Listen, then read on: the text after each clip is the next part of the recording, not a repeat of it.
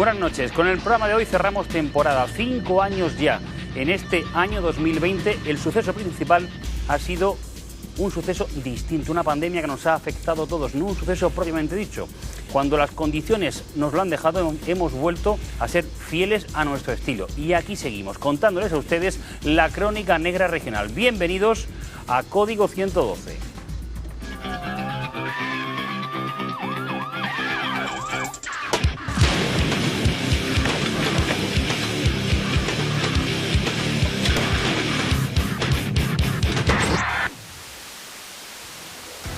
Manuel Moreno ha sido condenado a 9 años de prisión por el crimen del bando, la muerte de Francisco Javier en un bando de la Huerta. Ha escrito una carta a Código 112. En ella quiere transmitir a la familia del fallecido lo que siente y lo que espera de su condena.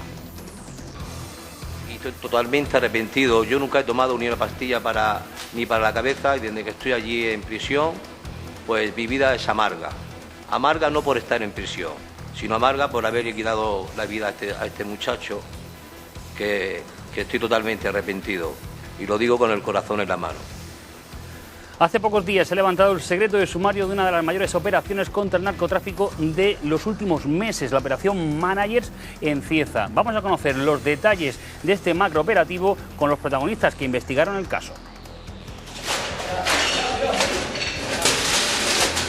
Y aparte se supone que hay trapicheo.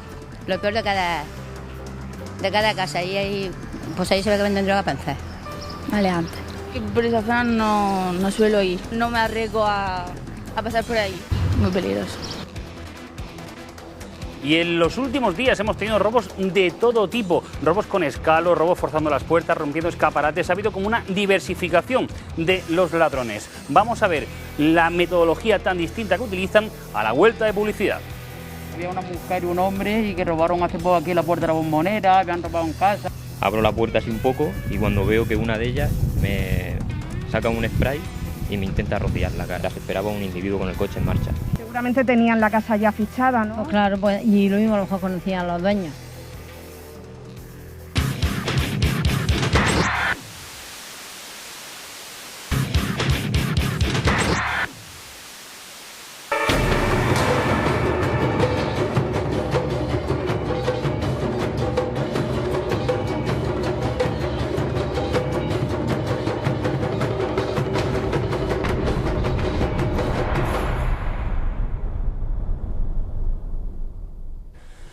Arrancamos nuestra crónica express con un incendio en una vivienda del barrio de Santiago el Mayor en Murcia. Ocurrió este lunes en un segundo piso. Unos niños en un balcón fueron los primeros en dar el aviso a gritos. Se desconoce el origen de las llamas, pero se cree que pudo ser un cortocircuito. Los bomberos tardaron 5 minutos en llegar, pero la clave para que no hubiese heridos fue que los inquilinos se quedaron encerrados en sus casas.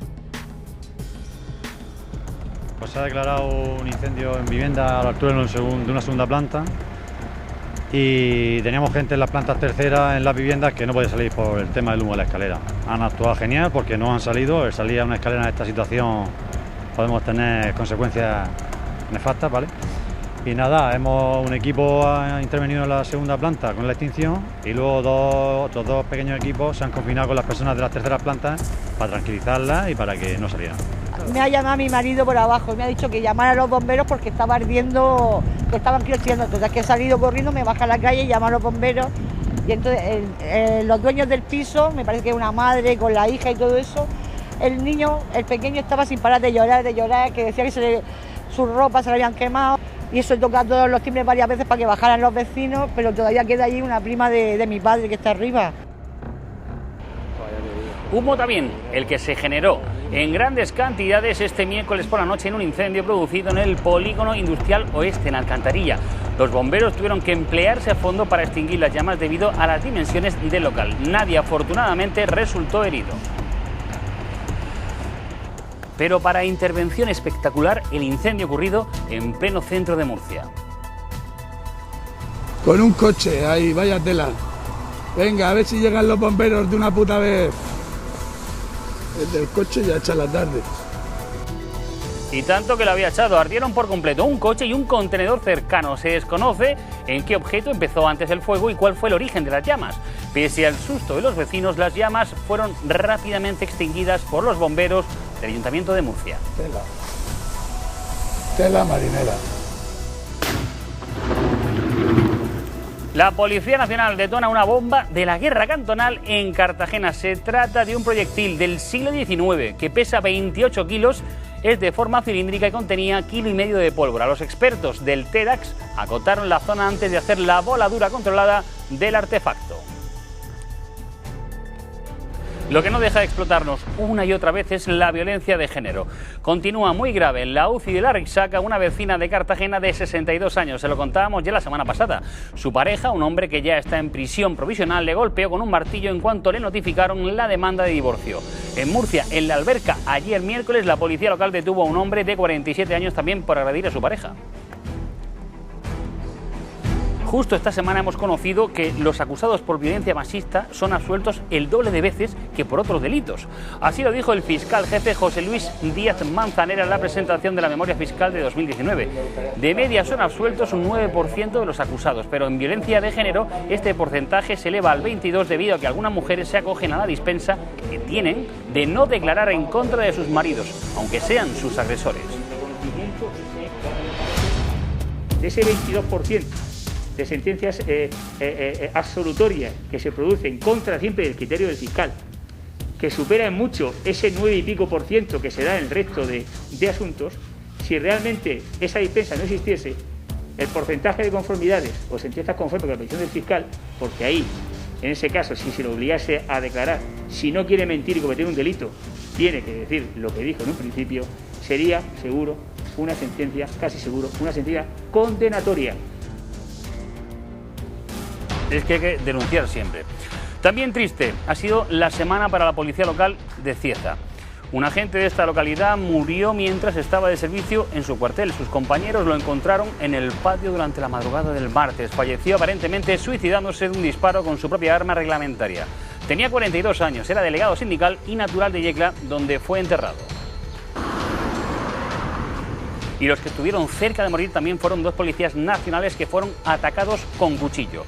Un hombre les atacó con estas armas blancas de grandes dimensiones. Ocurrió en una casa ubicada en un carril de Huerta, en Murcia.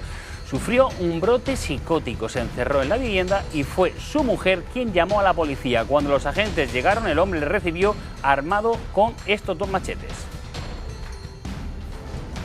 Hasta que consiguió abrir la puerta. En el momento de abrir la puerta se encontraron que esta persona llevaba un cuchillo en cada una de sus manos y les amenazaba con hacer uso de ellos si se le acercaban. En el momento que los agentes intentaron reducirle, esta persona arremetió contra ellos, propinándole varias puñaladas que impactaron contra el chaleco antibalas de uno de los agentes y también con el escudo que utilizaron para reducirle. Y ahora lo prometido es deuda. Vamos ahora con la carta de Manuel, el hombre condenado por el conocido como el crimen del bando de la Huerta. Estoy totalmente arrepentido. Yo nunca he tomado ni una pastilla ni para la cabeza y desde que estoy allí en prisión, pues mi vida es amarga. Amarga no por estar en prisión, sino amarga por haberle quitado la vida a este muchacho, que estoy totalmente arrepentido. Y lo digo con el corazón en la mano. El 3 de abril de 2018 fue el bando de la Huerta de las fiestas de primavera, pero fue una jornada que acabó bañada de sangre. La sangre de Francisco Javier Pastor Mesquida. Un hombre de unos 31 años, padre de un niño, tuvo una discusión con otros 2 hombres en las inmediaciones de La Paz, en la calle Río Mula. Murió acuchillado y en las inmediaciones le levantaron un altar de flores y velas. El presunto autor del navajazo mortal que le partió literalmente el corazón se entregó 2 semanas después. Al parecer pidió al fallecido que lo llevara en coche hasta otro local. Francisco Javier se negó y se pelearon. Hubo un segundo detenido, pero Manuel Moreno era el principal sospechoso. Mientras llegaba el juicio y al año del suceso, la ciudad de Murcia se llenó de estos carteles en los que se llamaba al crimen como del bando de la Huerta, con una imagen de Francisco Javier y pidiendo justicia con frases como "no podemos dejar que se salgan con la suya". El responsable de esta acción reivindicativa era este hombre. Se trata de Ángel, el hermano de la víctima. Con la ayuda de su abogado, José Antonio López, se erigió en el rostro visible de una familia rota por la pérdida y, sobre todo, se erigió en representante del hijo del fallecido. Llegaron a solicitar 25 años de prisión por la violenta muerte para los 2 acusados, hasta que llegó el día del juicio. Manuel, Acérquese al micrófono. Siéntese y si quiere puede, como está suficientemente protegido por la distancia de seguridad, puede quitarse la mascarilla. El 17 de junio de 2010 y tras la pandemia llegó el juicio. Manuel Moreno se declaró culpable del crimen. El otro implicado, y lo ven Mariano, estaba acusado de un delito de lesiones leves y fue finalmente absuelto tras su declaración. En el juicio fue conjurado, declararon culpable del homicidio a Manuel y tras buscar un punto intermedio impusieron a Manuel una pena de 9 años de cárcel y 80.000 euros de indemnización para el menor. Y siento en mi corazón lo sucedido y me gustaría, no sé, dirigirme a su familia si sirve para algo, que por favor me perdonen, que me siento dolido como ellos. El dolor que están sufriendo yo sé que no tiene nombre ni límite, pero no era yo. Debía de estar en verdad arrepentido porque ahora y desde la cárcel, cuando ya no se juega nada, ha escrito una carta a Código 112 para contar 3 cosas fundamentalmente, para dejarlas bien claras y para que se sepa que es él quien lo dice, lo firma con su nombre entero, Manuel Moreno Utrera. Lo primero que quiere dejar claro es que está arrepentido y que el dolor que ha causado con su acción también le tortura a él. Ojalá no hubiera pasado nada de todo esto. Las lágrimas derramadas escribiendo esta carta, en la que quiero resaltar que solo es para que se sepa, si les pudiera reparar algo, por pequeño que sea, mi más sincero arrepentimiento y mi más profunda amargura. Insiste una y otra vez que él no es un mal hombre, que además es hombre creyente, que ha intentado hacer el bien, pero que ese día se equivocó muchísimo. Nunca he tenido ningún problema en mi vida hasta este momento. Siempre he evitado los problemas, tanto míos como de otras personas, intentando ayudar en la medida de mis posibilidades a todo ser humano. Por último, también comenta, sobre todo en varias ocasiones, que se encuentra infeliz, pero no por estar en prisión, sino por el mal que ha causado por dar la muerte a Francisco Javier, el daño producido a su familia, y se acuerda una y otra vez del hijo de Francisco Javier. Lo que estoy viviendo y sobre todo sintiendo no se le puede llamar vida. Pero mayor es el sufrimiento de esta familia. Dios bendiga a este niño, a su mamá, a su hermano y a todos sus seres queridos. Estas son las ideas fundamentales de una y otra vez lo que se puede leer en esta carta, con unas u otras palabras. Y con este mensaje nos hemos puesto en contacto con la familia del fallecido. Le hemos hecho llegar las palabras de Manuel y le hemos pedido una respuesta.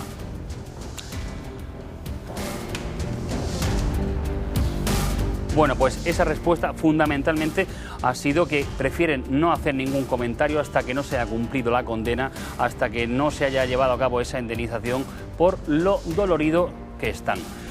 Así las cosas, vamos a pasar a otros asuntos. Ese era el mensaje y así lo hemos hecho, hemos cumplido llevándolo a quien tenía que ser escuchado, quien tenía que escucharlo. Ahora vamos a hablar de otro asunto, una de las mayores operaciones contra el narcotráfico llevado en los últimos meses, que tuvo lugar fundamentalmente en Cieza. La Guardia Civil lo llamó Operación Managers.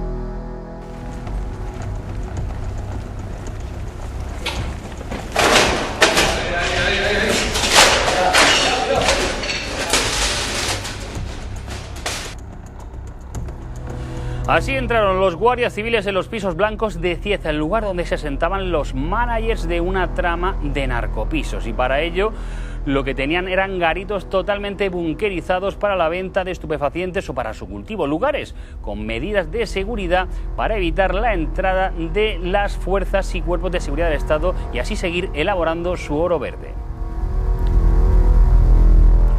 Los pisos blancos conforman una barriada del barrio de San Juan Bosco en Cieza. En esa barriada hay una parte buena con familias humildes y otra menos buena, que es donde estaba el clan que dirigía el narcotráfico de Cieza, de Abarán, de Blanque, con ramificaciones hasta en Villanueva. Localidades donde también hubo algunos de los 24 registros de esta operación. Y aparte se supone que hay trapicheo. Lo peor de cada casa, ahí se ve que venden droga para empezar. Maleante. Por esa zona no suelo ir. No me arriesgo a pasar por ahí. Muy peligroso. De momento parece que ha habido remedio.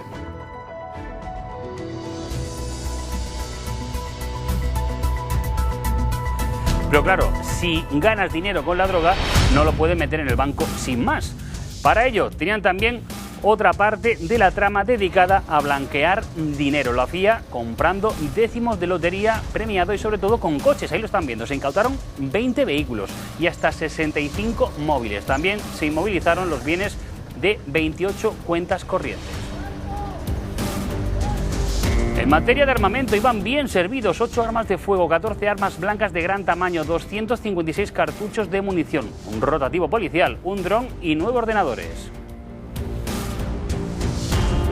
En total se detuvo a unas 71 personas, 33 de Cieza, a cuyas puertas del cuartel de la Guardia Civil muchos familiares y amigos esperaban noticias de los arrestados. 12 de los detenidos fueron a prisión provisional. Se trata de los cabecillas, los gerentes, los managers de esta trama.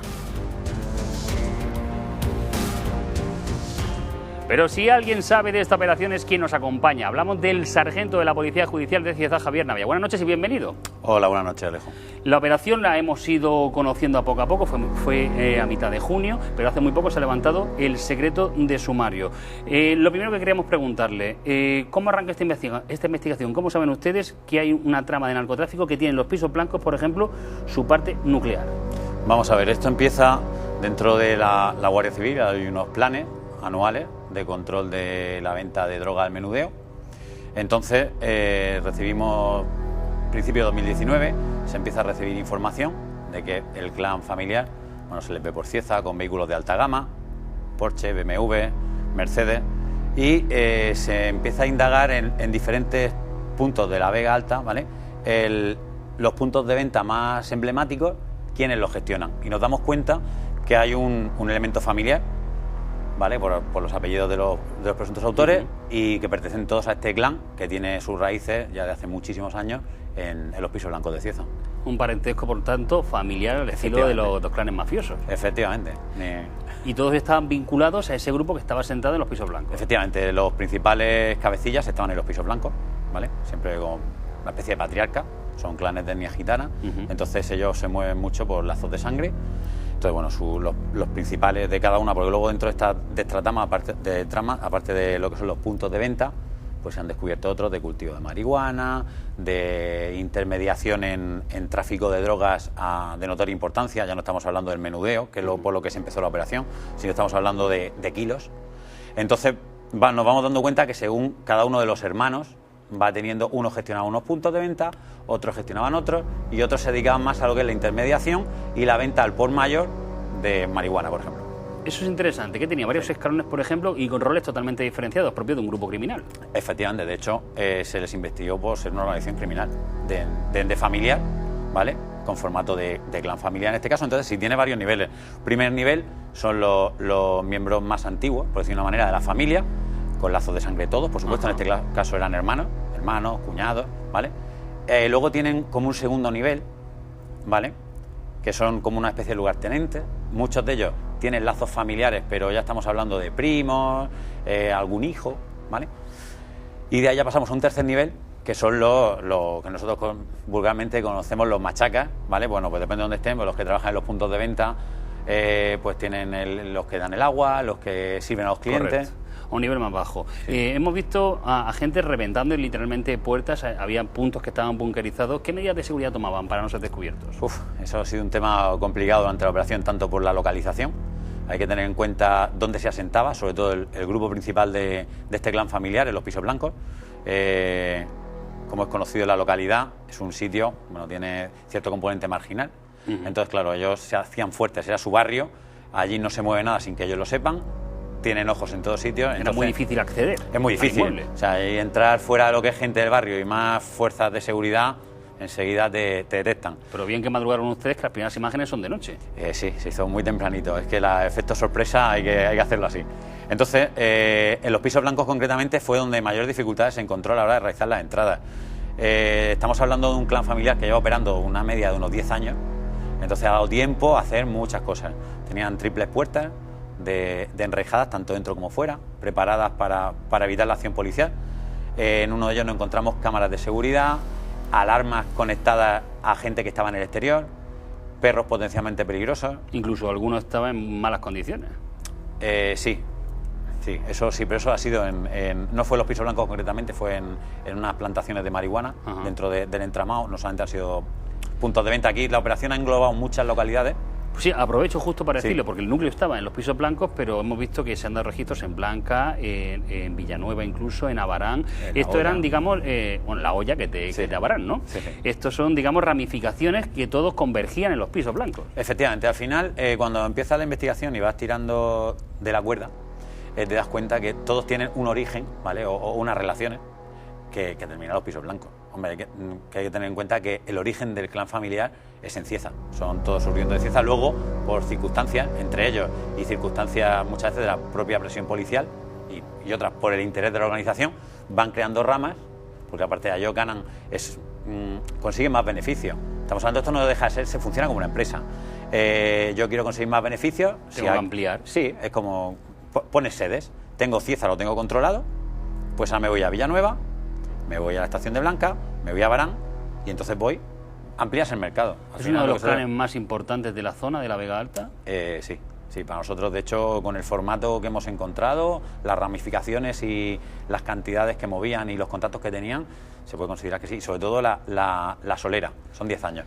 Hablaba de cantidades, otro de los delitos que se les achaca es el blanqueo de capitales. Si ganan mucho dinero, decía usted, es como una empresa que se va ampliando con nuevas sedes. Si ganan mucho dinero, eso hay que lavarlo de alguna manera. Y han encontrado varias vías, con vehículos y hasta con décimos de lotería. Efectivamente. Otro de los motivos de empezar la investigación es que se tiene conocimiento a final del 2018, principio de 2019, que a uno de los miembros del clan, además alardeaban de ello, que ha sido uno de sus mayores problemas, le había tocado el gordo de Navidad. Disculpe, ¿ha dicho que alardeaban de ello? Sí. O sea, a través de su gente. A ver, estamos hablando de un agente que en Cieza, además creo que usted es de Cieza, sí, lo sabe bien, no deja de ser, aunque sea una ciudad, pero formato pueblo, como digo yo. Entonces, allí la gente enseguida, lo que haga, la gente sabe quién trabaja, quién no trabaja. Si tú vas paseándote con vehículos de alta gama, estamos hablando de Porsche, BMW de alta gama, y no has trabajado nunca, no se te conocen ingresos, ya llama la atención. Claro, decía usted de mi origen, el conocimiento, ahí todo el mundo podía sospechar lo difícil, sargento, es reunir las pruebas suficientes para, con una orden judicial, meterles para adentro.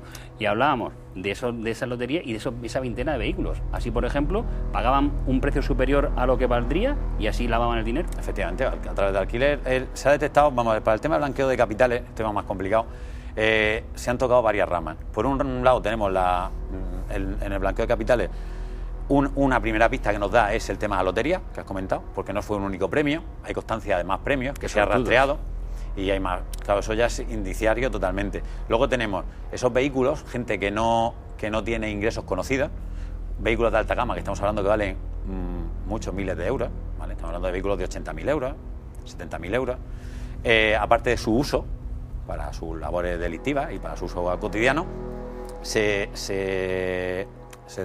localiza que hay una cantidad importante de movimientos de compraventa de vehículos, no solamente los 20 que se han intervenido. Anteriormente eso hay cerca de 30 o 40 vehículos que se ve como cada 2 o 3 meses y van renovando. Entonces eso es dinero que se va limpiando.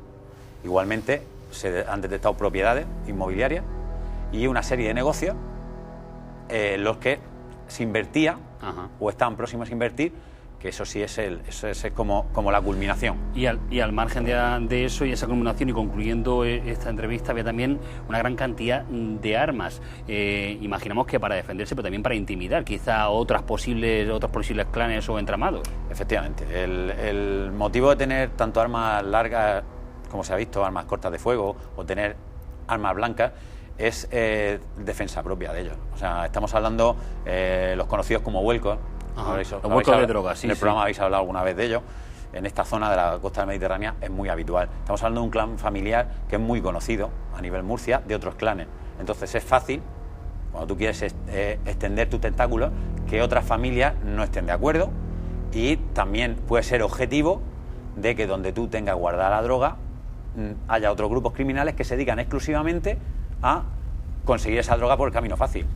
Pero este grupo debería de ser muy dominante porque no se han escuchado, al menos periodísticamente, disensiones o vuelcos por esa zona. Debía estar todo muy controlado, todo muy tranquilo para no llamar la atención, ¿no? Pero que te comentaba al principio, estamos hablando de una familia que llevaba sentada en Cieza este grupo trabajando concretamente con la estructura que tiene ahora unos 10 años, pero ya tenían antecedentes anteriores de otra rama, dentro de la misma rama familiar de muchos años. Son gente con muchísima experiencia delictiva. Casi medio millar de agentes, de guardias, concluyo ya. Fue una macrooperación de las buenas. Sí, ha sido un trabajo de muchos meses y mucha gente colaborando para conseguir lo que se ha conseguido. Una operación auténticamente pata negra. Efectivamente. Bueno, pues Javier Navia, sargento de la Guardia Civil de Cieza, muchísimas gracias. A vosotros. Y suerte en la instrucción. Estaremos pendientes de cuando salga el juicio, qué tiempo habrá aún para verlo finalizado. Todavía queda ver. Gracias, muy amable. Buenas noches. Cambiamos ahora de tema. Vamos a hablar de todo tipo de robos con fuerza, con escalo, al tirón o intimidando a las víctimas. El primer caso que le tratamos ahora es un robo con fuerza que tuvo lugar en una casa de campo. La vivienda asaltada está ubicada en el paraje de la Alquibla, entre Ojos y Archena. Es una zona castigada por los robos. La casa tenía alarma. La alarma saltó, avisó a la Guardia Civil y los guardias llegaron pronto y pillaron a las 3 mujeres que huían del lugar. Ahí no vive nadie, solamente las casas rurales que hay, pero eso los fines de semana solo. Seguramente tenían la casa ya fichada, ¿no? Pues claro, pues, y lo mismo a lo mejor conocían a los dueños. Y ahí en medio del campo, pues ya me directo a mí. ¿Conoce usted a los dueños de la casa? Son una familia que viven en Madrid y vienen de vacaciones. Ahí estuvieron viviendo un poco tiempo, hace ya por lo menos 4 años así, pero ahora ya mucho tiempo ahí no vive nadie. Siguiente caso y 2 tipologías más, robo con escalo y robos al tirón. La Benemérita también ha detenido a 5 personas en Ceutí acusadas de al menos 10 robos. Entre estos casos está el robo en la iglesia de Santa María Magdalena, ahí la ven. Los robos en viviendas se producían también escalando por las fachadas. Se han recuperado joyas robadas y se han devuelto a sus dueños. 3 de los robos se cometieron en plena calle mediante el procedimiento del tirón. Sí, que se metieron ahí a agarrar cosas por la ventana, creo, algo así. Después me enteré de un amigo que es cliente de aquí del bar, que entraron unas personas también a robarle a su vivienda. Tenía ahí unas cosas, una mezcla de música y lo golpearon y, bueno, tremendas cosas. Había una mujer y un hombre y que robaron hace poco aquí la puerta de la Bombonera, habían robado en casa, pero no sé si son los mismos o no son los mismos. Siguiente caso, siguiente robo. Este es robo con fuerza, pero además usando fuerza bruta. Vean si no. Todos estos relojes fueron los que se llevaron. Un butrón grande. Lo que nosotros tenemos son relojes entre 20 y 30 euros. Tampoco es tanto, pero claro, se llevaron 6 o 7 relojes y la otra cosita y tal. Sí. Esto ha ocurrido en Alcantarilla durante esta semana. Un tipo fracturó el escaparate para robar objetos de las estanterías. Vale más el desperfecto del escaparate que lo poco que pudieron llevarse. Sin embargo, el ruido despertó a los vecinos. Los vecinos llamaron a la Policía Nacional y la policía detuvo al ladrón. Llevaba una mochila, que fue las cosas que se llevó de aquí. Y inmediatamente la policía lo cogió porque inmediatamente vinieron. Después de la llamada, inmediatamente estuvieron aquí. La verdad que el servicio de la policía fue muy bueno. Otro caso muy extraño. La policía local de Abanilla busca a 2 mujeres sospechosas de robos en vivienda usando, atención, un spray contra las víctimas.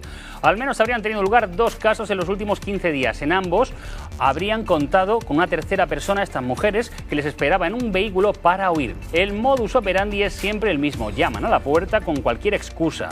Y en cuanto tienen la oportunidad, porque alguien va a abrirle, usan un spray para inmovilizar a la víctima. Abro la puerta así un poco y cuando veo que una de ellas me saca un spray y me intenta rociar la cara. Y ya fue cuando cerré. Cerré ya y ya hasta que no vi que se fueron, porque aparcaron ahí abajo en la cuesta y las esperaba un individuo con el coche en marcha.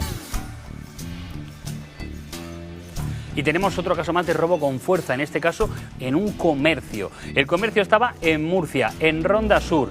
El comercio es de bicicletas. Allí un hombre, al parecer, cogió una arqueta del suelo y la emprendió a golpes contra el escaparate. No consigue entrar y además se hiere en los brazos. Se refugia en casa de sus padres, que está muy cerca, pero tiene una orden de alejamiento hacia ellos. Por eso los padres avisan a la policía, que por cierto ya se acercaba allí siguiendo el reguero de sangre. La operativa del 091 recibió una llamada donde los padres de una persona decían que su hijo había entrado en su domicilio en un estado de alto nerviosismo y que además tenía en vigor una orden de alejamiento con respecto a ello. pues al final, como es obvio, lo detuvieron. Y hasta aquí el programa de hoy. No nos volveremos a ver la semana que viene, lo haremos en septiembre. Hasta entonces ya saben lo que decimos aquí. Para cualquier suceso, código 112 y usen la mascarilla.